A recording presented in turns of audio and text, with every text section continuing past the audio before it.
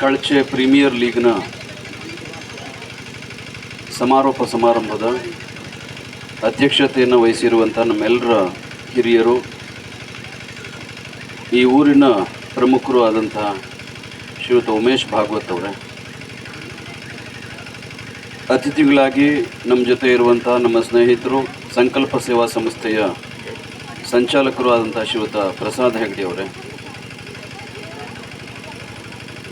ವೇದಿಕೆ ಮೇಲಿರುವಂಥ ಪತ್ರಕರ್ತ ಮಿತ್ರರಾದಂಥ ಪ್ರಭಾ ಜಯರಾಜ್ ಅವರೇ, ಚಿಂತಕರಾದಂಥ ಟಿ ವಿ ಕುಮಾರ್ ಅವರೇ, ವಿಶ್ವೇಶ್ವರ ಗಾಂವ್ಕರ್ ಅವರೇ, ಈ ಕಳಚೆ ಪ್ರೀಮಿಯರ್ ಲೀಗ್ನ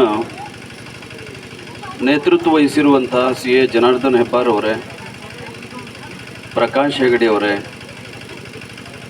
ಪ್ರಮೋದ್ ಹೆಬ್ಬಾರ್ ಅವರೇ, ಅನಂತ್ ಹೆಗಡೆ ಅವರೇ, ಸತೀಶ್ ಹೆಗಡೆ ಅವರೇ, ವಿಶ್ವೇಶ್ವರ ಭಟ್ರೆ, ನಾರಾಯಣ ಭಾಗವತ್ ಅವರೇ, ಶಿವಪ್ರಸಾದ್ ಭಟ್ರೆ, ಶ್ರೀನಾಥ್ ಹೆಗಡೆ ಅವರೇ, ರವಿ ಹೆಬ್ಬಾರ್ ಅವರೇ, ಶಶಾಂಕ್ ಭಟ್ ಅವರೇ, ರಾಘವೇಂದ್ರ ಭಟ್ ಸೂತ್ರೆ ಅವರೇ, ಶ್ರೀಯುತ ಗಜಾನನ್ ಸೂತ್ರೆ ಅವರೇ, ಇಲ್ಲಿ ಸೇರಿರುವಂಥ ಎಲ್ಲ ಕ್ರೀಡಾಪಟುಗಳೇ, ಕ್ರೀಡಾ ಅಭಿಮಾನಿಗಳೇ, ಕಳಚೆ ಊರಿನ ಎಲ್ಲ ಬಂಧು ಭಗಿನಿಯರೇ, ನಾನು ಹೋದ ವರ್ಷ ಕೂಡ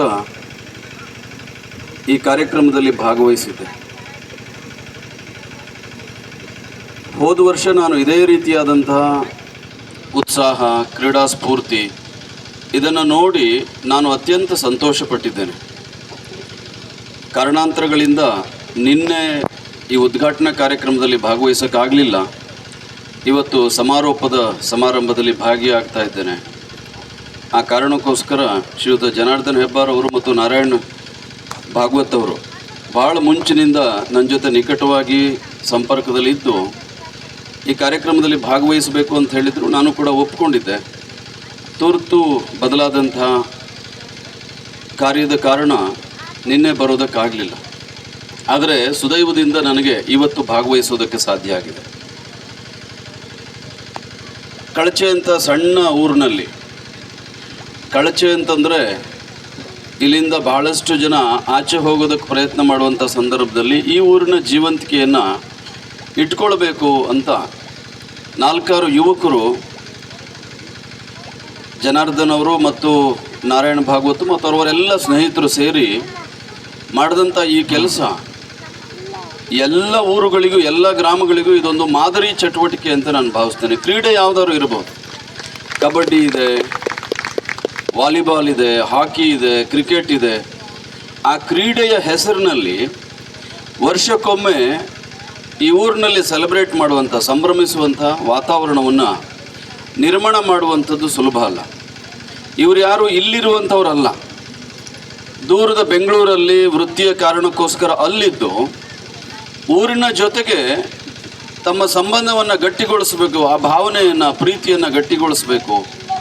ಈಗಾಗಲೇ ಜನಾರ್ದನ್ ಹೆಬ್ಬಾರ್ ಅವರು ಮಾತಾಡ್ತಾ ಹೇಳಿದರು, ಕಳಚೆ ಪ್ರೀಮಿಯರ್ ಲೀಗ್ ಡೇಟ್ ಯಾವಾಗ ಫಿಕ್ಸ್ ಆಗ್ತದೆ ನೋಡಿಕೊಂಡು ಊರು ಕಡೆ ಬರುವಂಥವರು, ತಮ್ಮೆಲ್ಲ ಕಾರ್ಯಚಟುವಟಿಕೆಗಳು ನಿರ್ಧಾರ ಮಾಡುವಂಥವರು ಯೋಚನೆ ಮಾಡುವ ಮಟ್ಟಕ್ಕೆ ಇವತ್ತು ಕಳಚೆ ಪ್ರೀಮಿಯರ್ ಲೀಗು ಪಾಪ್ಯುಲರ್ ಆಗ್ತಾ ಇದೆ ಅಂತ. ಅಂದರೆ ವರ್ಷದಿಂದ ವರ್ಷ ಇದರ ಜನಪ್ರಿಯತೆ, ಜನಾಕರ್ಷಣೆ ಜಾಸ್ತಿ ಆಗ್ತಾ ಇದೆ ಅಂತ. ಬಹುಶಃ ಸಂಘಟಕರಿಗೆ ಇದಕ್ಕಿಂತ ಹೆಚ್ಚಿನ ಸಂತೋಷ, ಸಂಭ್ರಮ ಇನ್ನೊಂದು ಇರಲಿಕ್ಕಿಲ್ಲ ಅಂತ ನಾನು ಭಾವಿಸ್ತೇನೆ. ರಾಜ್ಯದ ಬೇರೆ ಬೇರೆ ಕಡೆಯಿಂದ 10-20 ತಂಡಗಳಲ್ಲಿ ಇವತ್ತು ಕ್ರೀಡಾಪಟುಗಳು ಇಲ್ಲಿ ಭಾಗವಹಿಸಿದ್ದಾರೆ. ಅವರು ಕ್ರೀಡೆಯ ಕಾರಣಕ್ಕೋಸ್ಕರ ಇಲ್ಲಿ ಬಂದು ಬಹುಶಃ ಕಳಚೆಯ ಈ ಆತಿಥ್ಯ, ಇಲ್ಲಿನ ಈ ಸುಂದರವಾದಂತಹ ಪರಿಸರ ಇದನ್ನೆಲ್ಲ ನೋಡಿ ಆ ಕ್ರೀಡೆಗಿಂತಲೂ ಇಲ್ಲಿನ ಒಡನಾಟ, ಬಾಂಧವ್ಯ, ವಸತಿ ಅದನ್ನು ಎಂಜಾಯ್ ಮಾಡಿದ್ದಾರೆ ಅಂತ ಭಾವಿಸಿದ್ದೇನೆ. ಕ್ರೀಡಾಪಟುಗಳು ಅದನ್ನು ಅನುಮೋದಿಸ್ತಾರೆ ಅಂತ ಭಾವಿಸಿದ್ದೇನೆ. ಈ 2 ದಿನಗಳ ಇಲ್ಲಿನ ವಾಸ ಬಹುಶಃ ನಿಮಗೆ ಕ್ರೀಡೆಯ ಜೊತೆಗೆ ಬೇರೆ ಬೇರೆ ರೀತಿಯಾದಂಥ ಆಲೋಚನೆ ಮೊಳಕೆ ಹೊಡೆಯೋದಕ್ಕೆ ಇದು ಪ್ರೇರೇಪಣೆ ಆಗಬಹುದು ಅಂತ ನಾನು ಭಾವಿಸಿದ್ದೇನೆ. ಹಾಗಾಗಿ ಇಲ್ಲಿ ಭಾಗವಹಿಸಿದಂಥ ಕ್ರೀಡಾಪಟುಗಳಿಗೆ ಮತ್ತು ಇದನ್ನು ಆಯೋಜನೆ ಮಾಡಿದಂಥ ಎಲ್ಲ ಆಯೋಜಕರು, ಇವರಿಗೆ ನಾನು ವಿಶೇಷವಾದಂಥ ಅಭಿನಂದನೆಯನ್ನು ಹೇಳೋದಕ್ಕೆ ಬಯಸ್ತೇನೆ. ಹೋದ ವರ್ಷ ಕೂಡ ನಾನು ಹೇಳಿದ್ದೆ ಈ ಸಂದರ್ಭದಲ್ಲಿ, ಯಲ್ಲಾಪುರ ಬರಡಾಗಬಾರ್ದು, ಯಲ್ಲಾಪುರದ ಜನ ಬೇರೆ ಬೇರೆ ವೃತ್ತಿಯ ಕಾರಣಕ್ಕೆ, ಬದುಕಿನ ಕಾರಣಕ್ಕೆ ವಲಸೆ ಹೋಗುವಂಥ ಪ್ರವೃತ್ತಿ ಕಡಿಮೆ ಆಗಬೇಕು ಅಂತ, ಆ ಆಲೋಚನೆ ಗಟ್ಟಿ ಆಗೋದಕ್ಕೆ ಈ ರೀತಿಯಾದಂತಹ ಕ್ರೀಡೆಗಳು, ಸ್ಪರ್ಧೆಗಳು, ಸಂಭ್ರಮಗಳು ಇದು ಕಾರಣ ಆಗ್ತದೆ ಅಂತ ನಾನು ಭಾವಿಸ್ತೇನೆ. ಆ ನಿಟ್ಟಿನಲ್ಲಿ ಜನಾರ್ದನ್ ಅವರು ಮತ್ತು ನಾರಾಯಣ್ ಭಾಗವತ್ ಅವರು ಅವರೆಲ್ಲರ ತಂಡ ಪ್ರಯತ್ನ ಮಾಡ್ತಾ ಇರುವಂಥದ್ದು ಅತ್ಯಂತ ಪ್ರಶಂಸನೀಯ. ಇದಕ್ಕೆ ನಮ್ಮೆಲ್ಲರ ಪ್ರೋತ್ಸಾಹ ಇದ್ದಾಗ ಬಹುಶಃ ಕಳಚಿಯಲ್ಲಿ ಇದಕ್ಕೂ ಹೆಚ್ಚಿನ ಸಂಖ್ಯೆಯಲ್ಲಿ ಜನ ಇರ್ಬೋದು ಭಾಗವತ್ರೆ, ಅಂಥವ್ರು ಇದು ನಮ್ಮ ಕರ್ತವ್ಯ ಅಂತ ಬರಬೇಕು, ಭಾಗವಹಿಸಬೇಕು. ಹುಡುಗರು ಆಟ ಆಡ್ತಾ ಇದ್ದಾರೆ, ಹೊರಗಿನಿಂದ ನಮ್ಮ ಊರಿಗೆ ಬೇರೆ ಬೇರೆ ತಂಡಗಳು ಬರ್ತಾ ಇದ್ದಾವೆ. ಈ 2 ದಿವಸ ನಮಗೂ ಇಡೀ 365 ದಿವಸ ನಾವು ತೊಂದರೆ ತಾಪತ್ರಯ ಎಲ್ಲ ಇರೋದೇನೆ. ಆದರೆ 2 ದಿವಸ ನಾವು ಯಾಕೆ ಇಲ್ಲಿ ಬಂದು ಸಂಭ್ರಮಿಸಬೇಕು ಅಂತಂದರೆ, ಭಾಗವಹಿಸಬೇಕು ಅಂದರೆ, ಈ ಯುವಕರ ಉತ್ಸಾಹವನ್ನು, ಈ ಯುವಕರ ಪರಿಶ್ರಮವನ್ನು ಬೆಂಬಲಿಸುವಂಥ ಕನಿಷ್ಠ ಪರಿಶ್ರಮವನ್ನು ಊರಿನವರು, ಈ ಪಂಚಾಯತ್ದವರು, ಸುತ್ತಮುತ್ತಲಿನವರು ಮಾಡಿದಾಗ ಈ ಪ್ರಯತ್ನ ಸಂಪೂರ್ಣ ಸಾರ್ಥಕ ಆಗ್ತದೆ ಅನ್ನೋದು ನನ್ನ ಭಾವನೆ. ಆ ರೀತಿ ಮುಂಬರುವ ವರ್ಷಗಳಲ್ಲಿ ಜನರ ಬೆಂಬಲ ಹೆಚ್ಚಾಗಲಿ. ಸಂಘಟಕರಿಗೆ ನಾನೀಗ ಕೇಳ್ತಾ ಇದ್ದೆ, ಎಷ್ಟು ಖರ್ಚಾಗ್ಬೋದು ಇದಕ್ಕೆ ಅಂತ. 2 ದಿನದಲ್ಲಿ 3 ಲಕ್ಷ ರೂಪಾಯಿಗೂ ಹೆಚ್ಚಿಗೆ ವೆಚ್ಚ ಆಗ್ತಾಯಿದೆ, ಖರ್ಚಾಗ್ತಾ ಇದೆ. ಸಂಗ್ರಹ ಹಬ್ಬ ಅಂದರೆ ಎಷ್ಟಾಗ್ಬೋದು? 75,000, 1 ಲಕ್ಷ, ಅದಕ್ಕಿಂತ ಕಮ್ಮಿ ಏನು ಗೊತ್ತಿಲ್ಲ. ಜನಾರ್ದನ್ ಅವರು ಹೇಳಬೇಕು, ಅವರು ಚಾರ್ಟರ್ಡ್ ಅಕೌಂಟೆಂಟ್ ಕೂಡ. ಉಳಿದ ಹಣವನ್ನು ಹೊಂದಾಣಿಕೆ ಮಾಡುವಂಥದ್ದು ಭಾಳ ಸುಲಭ ಅಲ್ಲ. ಅದು ಆ ಇನ್ವಾಲ್ವ್ಮೆಂಟು, ಕಳಕಳಿ, ನಾನು ಇದಕ್ಕೆ ಹಣ ಹಾಕ್ತೇನೆ, ಒಳ್ಳೆಯ ಚಟುವಟಿಕೆ ಬೆಳೆಸ್ತೇನೆ, ಇನ್ನೊಂದು 4-5-6 ವರ್ಷದಲ್ಲಿ ಇದು ಸ್ವತಂತ್ರವಾಗಿ ನಡೆಯುವ ಮಟ್ಟಕ್ಕೆ ಆರ್ಥಿಕವಾಗಿ ಸಶಕ್ತ ಆಗಬಹುದು ಈ ಪ್ರಯತ್ನ. ಆ ರೀತಿ ಭರವಸೆ ಇಟ್ಟುಕೊಂಡು ಕೆಲಸ ಮಾಡ್ತಾರೆ. ಹಣದ ಜೊತೆಗೆ, ಹಣದಕ್ಕಿಂತಲೂ ಹೆಚ್ಚಾಗಿ ಜನರ ಭಾಗವಹಿಸುವಿಕೆ, ಪಾರ್ಟಿಸಿಪೇಷನ್ ಭಾಳ ಇಂಪಾರ್ಟೆಂಟ್. ಆ ನಿಟ್ಟಿನಲ್ಲಿ ಜನರ ಭಾಗವಹಿಸುವಿಕೆ ನಿಟ್ಟಿನಲ್ಲಿ ಈ ಪ್ರಯತ್ನ ಇನ್ನಷ್ಟು ಯಶಸ್ಸನ್ನು ಕಾಣಲಿ ಅಂತ ಹೇಳ್ತಾ, ಇಲ್ಲಿ ಕ್ರೀಡಾ ಸ್ಫೂರ್ತಿಯಿಂದ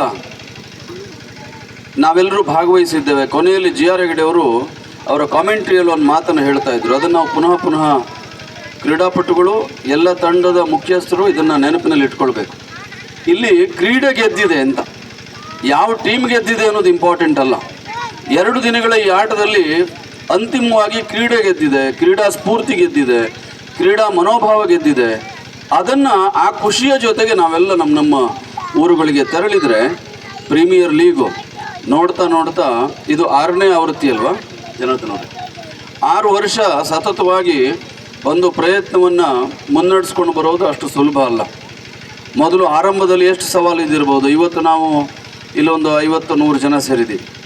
ಮೊದಲ ವರ್ಷ ಎಷ್ಟಿರ್ಬೋದು, 2ನೇ ವರ್ಷ ಎಷ್ಟಿರ್ಬೋದು, 6 ವರ್ಷ ಕಾಣ್ತಾ ಕಾಣ್ತಾ ಕಳೆದು ಹೋಗಿದೆ. 6 ವರ್ಷದ ಈ ಕ್ರೀಡಾಕೂಟ ಮುಕ್ತಾಯ ಆಗ್ತಾ ಇದೆ.